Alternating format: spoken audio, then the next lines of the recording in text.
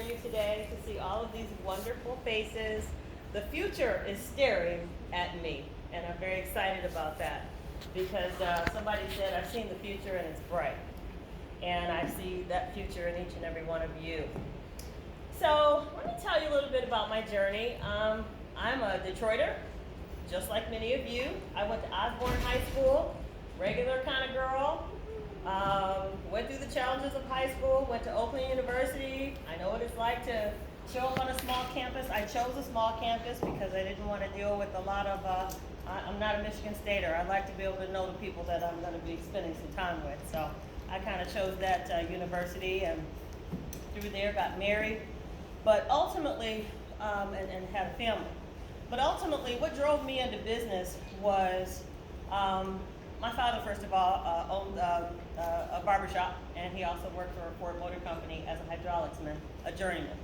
And so I always got my business acumen, I believe, from my father, because he was a guy that had 6 jobs. He had a full-time job working at Ford Motor Company, by the way, Ford Motor Company. He also had, he cut hair on the weekends, and he was also a plumber. And he also owned real estate. So my dad was an example for me. And it's like, you know what, you can't just show up and do one thing. You got to do about 5 or 6 things. I have an example of that in my father. So that's kind of where I think I got my entrepreneurial spirit from. But ultimately, what drove me into being an entrepreneur is I worked a corporate job. I went into corporate America. I started working for EDS. That was my first job. And I don't know if you know anything about EDS. EDS is a administrative arm for General Motors at the time. That's since changed over the years, but they were doing all the hiring for all the contract labor for GM. And so I started in that job. I was very hopeful. It was my first job out of college. I was so excited about my brand new car, all this other stuff. Well, I realized there are certain aspects of my job that I loved, and those aspects were I loved working with customers. I loved dealing with my customers. In fact, my job was to go in and build their technical system. Now, you might, as you're looking at your life and thinking about where do I fit in the world, what am I supposed to be doing, what am I here for, what is my purpose? Initially, I asked those questions too. So sometimes you just gotta get started, right? So I took the first job, that was a great opportunity, and they gave me an offer. I was like, yep, I'll take it, yeah, I'm gonna do this. So I realized that while they hired me to build a technical system, I enjoyed more sitting down and talking to the customer about their day. So, what did you do last weekend? She has a problem with her computer. It's doing crazy things. I wasn't interested in figuring out what was wrong with her computer. I was more interested in finding out what her needs were. Tell me about such and such. Oh, how's your family? Oh, really? And so I realized over time that I don't think I'm really built for technical. That's not my thing. I don't think I want to do that. I got fired from that job. I was in that job for about a year, and while I was very good, my customers gave me raving reviews because they liked me. But at the end of the day, I did nothing to solve their problem. And so, obviously, they hired me to solve a problem, which is their technical problem. So that job didn't work. And then I got into other areas. I then got into education. I worked for Henry Ford Community College for about 6 years. Basically, I worked in the job training area for people who lost jobs, were trying to get back to work. I did the training and I did the placement. And so one of the things I loved about that job, I was in it about 6 years, is I enjoyed placing people into jobs. That was something, because you could probably tell, I'm a little gregarious in areas, and so I like dealing with people. I love people. And I learned that about myself over the years. So you got to find out what you like as time goes on. So I decided that, yeah, I think this is something I want to do. So I was at Henry Ford Community College. I listened to all their stories, all of how I lost my job. I don't know what I'm going to do to pay my rent. I have no idea how I'm going to get, I have kids to feed. Okay, come into our training program. In 6 weeks, 8 weeks, we're going to get you back on your feet. You'll have a new skill set. And then we're going to place you into a job where you can start a new career and you can take care of your family or whatever your needs are at that time. So that worked out really well. I did that for 6 years. I loved it. But I think over time, I decided I had a hunger for something more. I felt that there was something more in me to give. that I had something else, a bigger purpose here. So that's when I found the mortgage industry. I was married at the time. I had my first child, and I decided that I wanted to get into business. So I learned everything there was to learn about the mortgage business, and it took very good care of me. I learned a lot, made a lot of money, quite a bit of money, more than I'd ever made in my entire life working for anybody. And so when I got that bug, when that bug bit me, it was over. I realized then I couldn't work for anybody else, that I was going to work for myself, that I was going to bank on me. So I said, okay, this is good. I did that business for 8 years. Then came the crash of 2008. Everybody know about that because in 2008 the world turned. The real estate market bottomed out. People lost careers, houses, boats, vacation homes. People went to jail. A number of things happened because of the real estate market bottoming out. And because ultimately, I believe is because if you let a bunch of people that's in that are unscrupulous and they're not business people and they don't think of how to take care of the customer, and that it's a long-term goal to take care of the customer, buying homes and getting them in the homes that they love and taking care of their families. When it's not about that, it becomes about money, and it becomes about power, and it becomes all the things that doesn't matter, and the reason why the real estate dream is not realized. And so that market bottomed out. So I got caught up into that. I owned my own company at the time, and I built that company to 7 figures. We made very, very good money, and I had loan officers working for me. I had processors working for me. Nobody taught me that business. I learned it. I worked for somebody for a couple of years, and then realized that, hey, I can do this. That's not hard. I mean, my boss, they weren't half as sharp as I was. I'm like, well, I'm going to do what they do. And so you just follow a model, and I started my own company. So when that real estate market bottomed out, I got into the janitorial business. And let me tell you, I happened upon the janitorial business, basically. I was in a situation where I had lost everything. When you talk about something bottoming out, you may know from your parents, anybody that you know that was in the market, anybody that got caught up in that situation, you heard them coming home talking about, Lord, I don't know what I'm going to do. You heard them coming home saying, oh, such and such, they lost their house. Such and such, they lost all their real estate property, all their rental property. That was reality, and it was a crash in our country that changed the face of real estate in this country as it exists today. It changed it forever. So in that situation, having lost everything, I had nowhere else to go. I lost my house. Because basically, when they start taking away your ability to earn a living in that industry, my quickest loan closing was from cradle to grave, we call it. I was able to start and close a loan in 2 days. That's record in the industry. And so because of that, they started taking 8 weeks, 12 weeks, 13 weeks. We were like, what's going on? They started pulling all the resources and things. And so when things change, you've heard the word because of this pandemic, pivot. You've got to pivot. You've got to do something else, because I had a house, I had 2 kids, I had a husband, I had other things going on in my life, and it was no option to just fold and go dust my resume off. I wanted to, by the way. Let me tell you. I'm like, wait a minute, I have an education. I don't have to put up with this. I can go dust my resume off and go to work. But a wonderful friend of mine, and mentor, and big sis, she encouraged me each and every time I brought that subject matter up and said, I wouldn't do it. Don't do it. Stick it out. Hang in there. Because you're going to regret when you're working for somebody else. And then you turn around after years and realize what you could have made, where you could be, if you banked on yourself. And I listened to that message, and I listened to those words. And today, I then did what most people did. They pivoted to, for those who lost their businesses, I started a janitorial company. I met a person that was working. I don't know if I should just kind of hold off for a minute. So I met a gentleman that was in the janitorial business, had been in it for a period of time, had built a business too, had a couple customers.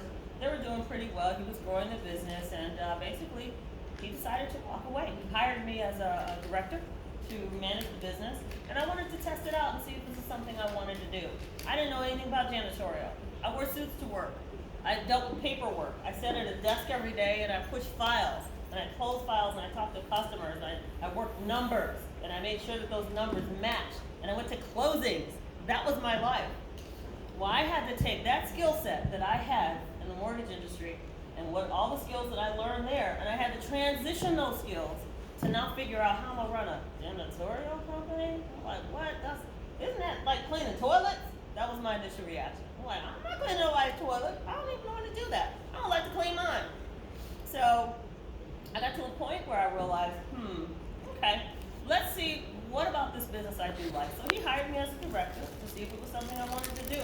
Well, right in the middle of seeing if this is something I wanted to do, he walked away. He was unreachable. It literally was like, hello, I heard crickets. I'm like, are you gonna answer my call? I've got questions. I don't know how to do such and such. So I realized that I had a baby in my hands, and if that baby was gonna eat, and if that baby had to be fed in order to feed me and my family. And so I'm one of those people that you'll learn when you realize that you're an entrepreneur, you have a do or die spirit in you, and you don't even know it's there until you face a situation that causes that do or die spirit to rise up and it just takes over. It's kind of like the Holy Spirit.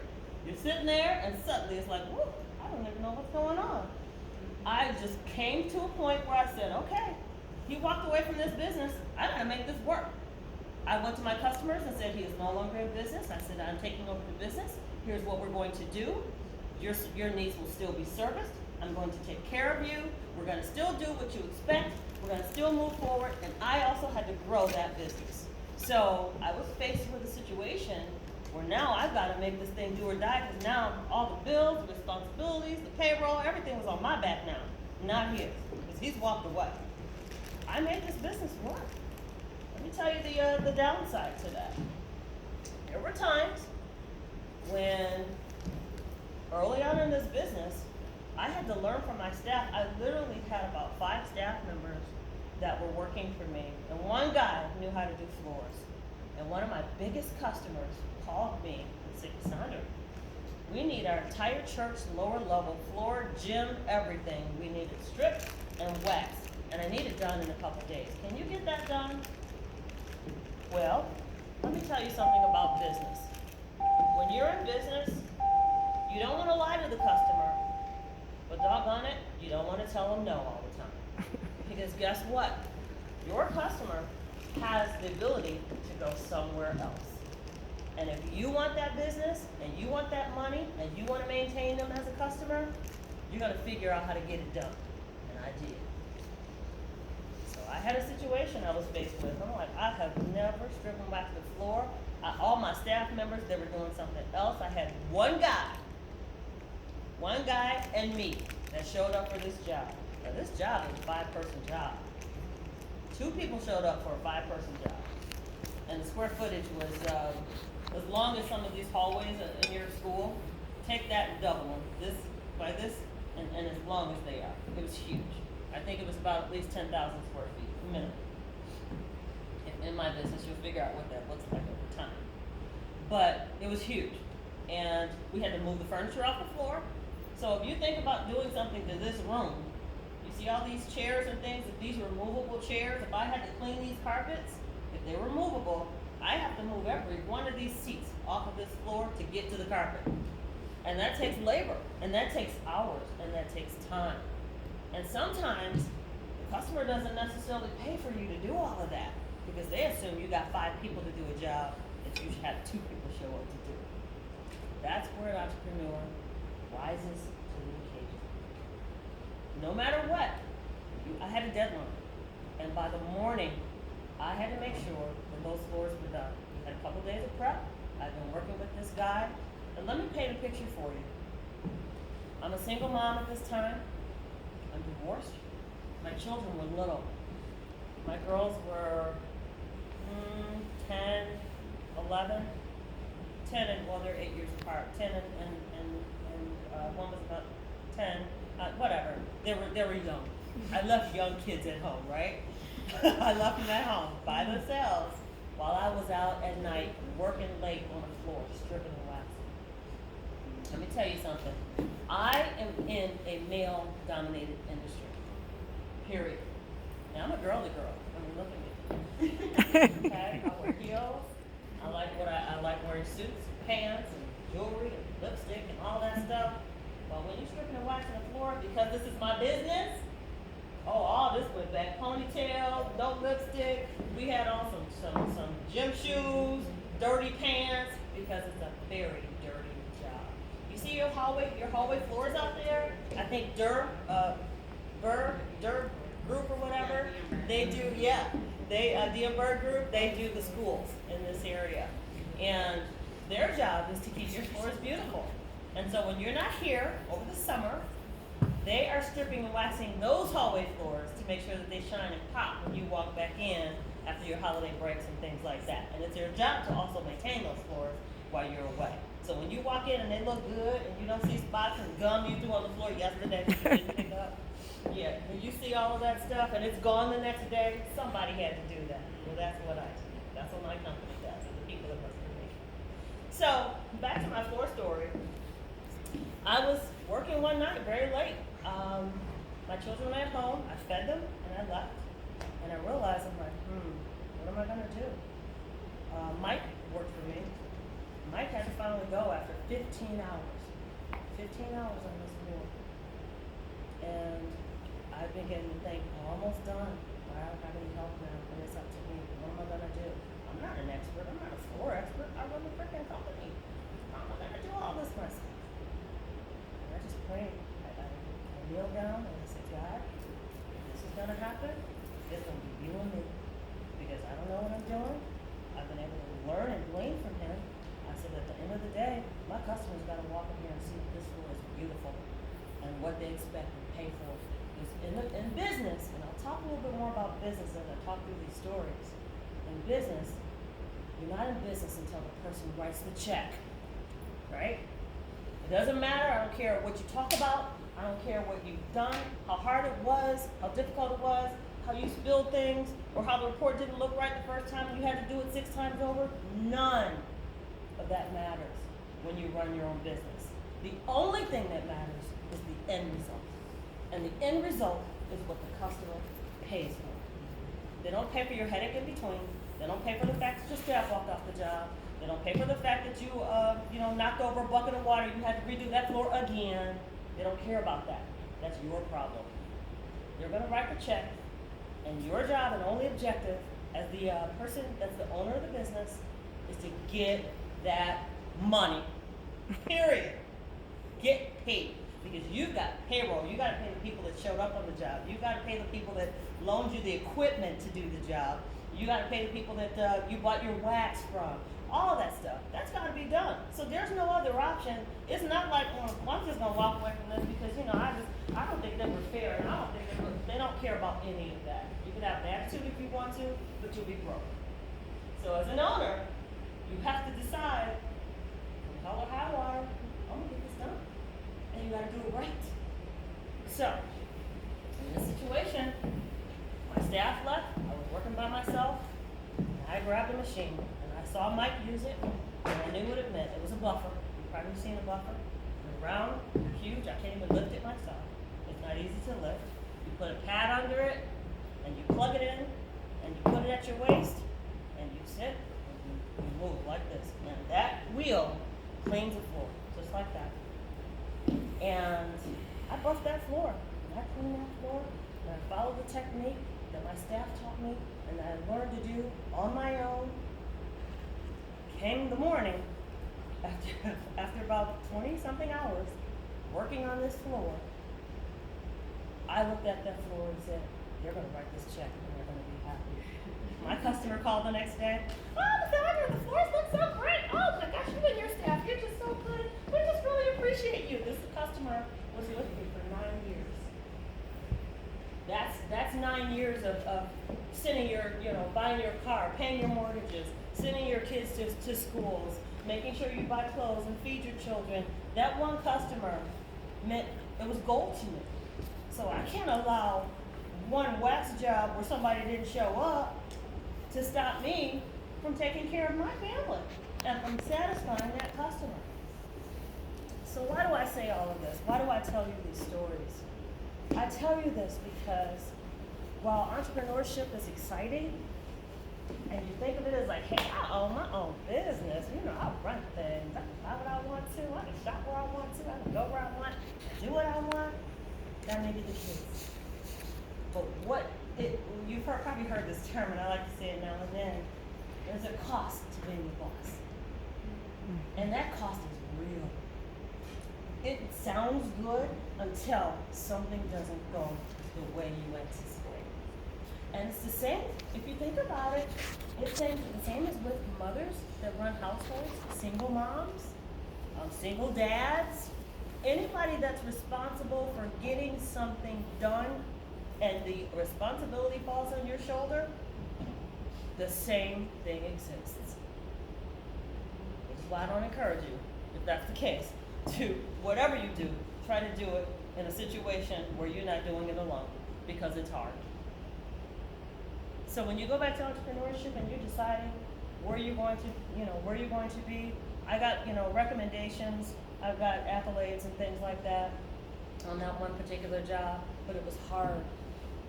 And entrepreneurship, as I said, it will introduce you to yourself. And you guys have to tell me where I am on time, so I'll kind of know where I'd be ready to wrap up, okay? 10 minutes, 20 minutes, what am I looking at? About 5 minutes, okay, well, let's get ready to wrap this up. Yeah, and we want some Q&A. So ultimately, my business is a high six-figure business. I've run and grown a 7-figure business. So that tells you that it's doable. Whatever your dreams and your goals are, it's doable. But know that it's gonna take time and commitment. And you'll say, I've been at this for a while. I don't know, nothing's happening. Well, you need to get a mentor first of all. We're here to mentor you, talk you through what it takes to be the person that you believe that you're meant to be and bring your stuff out here in the universe. Because let's face it, entrepreneurs are very special. The universe needs you because everybody can't do this job and do it well. There's a statistic that says right now, all the businesses that get started, they're all closed in 5 years, most of them. There's only a small percentage that lasts beyond 5 years. Well, me, I've been in business 15 years. In this business, 15 years. I was in my mortgage business for 8. So it tells you that there's got to be something else that rises up in you that allows you to make it through those difficult times. And they will come. But you have to have a plan and a strategy for when things don't go your way. What the heck are you going to do? Who are you going to turn to? What resources? Because the option is not going out of business. Because guess what? We still need to eat, right? I still need to drive my car. I still need to live in a house and a roof over my head. So the option is not to fold. The option is, what are we going to do? So you already know that it's great to own your own business. I don't have to tell you that. You got some examples here, the women here that own very successful businesses. We love what we do. And it's kind of a passion. I don't think I could ever work for anybody else. In fact, I know I can't. It was very apparent to me after I left corporate America for the last time. I said, I'm over it, I'm done. I'm banking on me. And when you bank on yourself, the sky's the limit. Because guess what? You write your own paycheck. I write my own paycheck each and every day. There's a certain confidence. And there's a certain, I'm pretty bad. I get to write my check. I can tell somebody else what I'm going to make. That's what you have in entrepreneurship. I encourage that whatever it is in your heart to do, whatever it is you believe you've been brought into the universe to do, it's inside you. Take time, ask yourself what it is you want. Sometimes you're going to stumble on jobs you don't like. I'm not a technical person. I know that now. I'm a people person. But guess what? Although I'm a people person, I'm a very physical I have a physical business. I clean floors, hard surfaces, facilities. I make sure buildings run well. I make sure they're safe so that people don't slip on floors. I put the right products on the floors. I clean the bathrooms. I make sure that the place is dusted so people aren't sick. I wipe surfaces for COVID-19. I'm in a physical business, but what's a part of that is my customers and serving them and making sure their needs are met. And I want each and every one of you, as you decide what it is you think you want to do, to think about how you're going to show up in the world with your gifts, because each and every one of you have them. You just have to sit and decide what they look like. And over time, you'll be the person standing here talking to the future as well. I thank each and every one of you. I'll open up for questions. Yes, thank you. Thank you.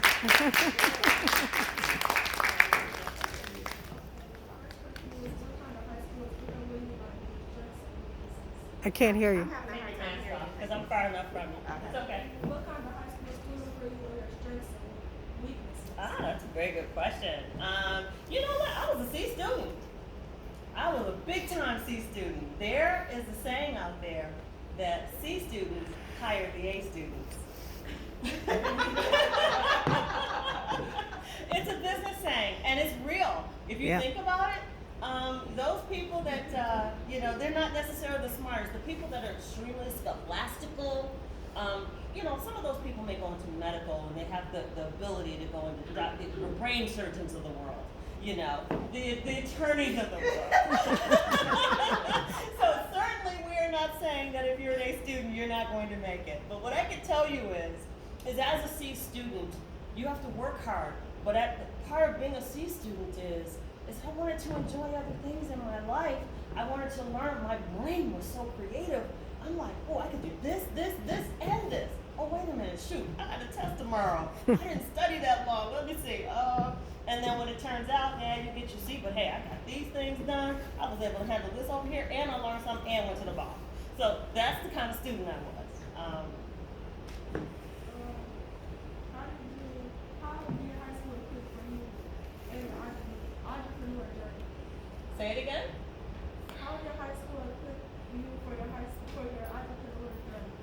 Well, that's a great question as well. So I have to tell you, there was a teacher that I had in high school. I can't remember his name right now, but I remember what he looked like. He was such an amazing man. He would always say these words to me in a class that I learned to appreciate. He says that, I think the saying was, understanding doesn't necessarily call for agreement. And I thought about that, I'm like, so I can understand where you're coming from, and I can understand who you are and what you're talking about in communication, but I don't have to agree with it. And when we learn more about how to communicate and understand one another, I think the world will be a better place. We don't have to agree with each other. We don't have to look like each other. We don't have to be the same size, shape. We don't have to come from the same background to understand each other. And I think my teachers, my administrators, they were very instrumental in my life because they wanted to see me win and they wanted to see me succeed. But I had to show them that I cared about my future. People will invest in you when you invest in yourself. Mm-hmm. And when you invest in yourself, they will show up for you time and time and time again. And you have perfect examples of that right here in your administrators and your teachers here that are with you here today. Mm-hmm. What do you enjoy most about being an entrepreneur? I like owning my time. I can be here with you today because I write my own paycheck. And that's a great feeling. So it frees me up that if I worked for somebody incorporated, or if I was working for, I don't know, Rock Financial, so to speak, if I was in the mortgage business, or if I was a VP of operations, it doesn't matter. I don't care how big your title is. At the end of the day, whatever your title is, that company owns your time. You are trading hours for dollars, period, when you work for someone. But when you work for yourself, I can say, oh, I'm going over to Oak Park, I'll be over there a couple hours, I'm going to be working with some students and sharing some thoughts and ideas, and I don't have to ask anybody to take off my time. I'll go back to my office, and I'll do whatever it is I need to do. So I have the ability to control my time and money. I can control both at the same time. I don't have to go and ask for a raise. I ask for a raise, and the conversation goes like this. Cassandra, let's see. I think I need such and such. I want a raise. I want to make more money. You know what I do? I pick up the phone. I decide I need about 5 new customers. Hi, would you like to buy janitorial services from Universal Solutions Management? We can come out and give you a free quote. That's how I give myself a raise. I pick up a new customer. Make sense? Mm-hmm. What do you find most challenging about being an entrepreneur? Well, the most challenging is, you heard my story, right? Is when things don't go like you planned. When things do not go the way you want them to.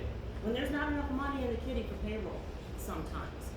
And you haven't planned enough or had enough things go right where you have all the opportunities to make sure that you've got backup.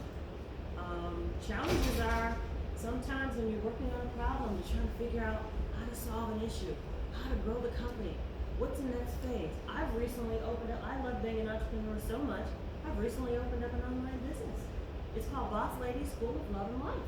I have a YouTube channel, I have an online Facebook group, Instagram, all of that stuff. I am growing an online business where now I have online customers and I service other boss ladies like myself and these women here, and some of you are going to be, and I serve them in the areas of love, relationships, health and wellness, spiritual journey, and business. So I want to make sure that we continue this lineage of good entrepreneurship, because everybody's not a great entrepreneur, and that's something that we have to talk about. But go ahead. Tips or advice on what students can begin doing. Tips or advice on what students can begin doing now to ensure their success. That's That's a great question. Great question. So just start looking at your classes. What classes do you like most? Where do you find you excel? And that could be anything for anybody. Or what do you like to do on your downtime? Do you like doing programming? Do you like making beats, making music online? Not watching TikTok, that doesn't count. I don't think you get paid for that. I'm just checking. I don't think so. It's possible they may figure it out some kind of way. You have enough views, it's possible to get paid by TikTok, but again, I don't see that as an entrepreneurial path, typically. Not for average people. Certain ones do slip through. But other preparation is find out what you're interested in. Take a look at your parents. What about their jobs and their lives do you like? What about their jobs and their lives don't you like very much? Sometimes people follow the path of what their parents do, but you have so many options today. You guys have the internet. You can do business all over the world. When I opened up my Boss Lady School of Love and Life, I had customers contacting me from all over the world, globally. UK, Canada, United States. I will have clients all over the world. And so will you. You will now live in a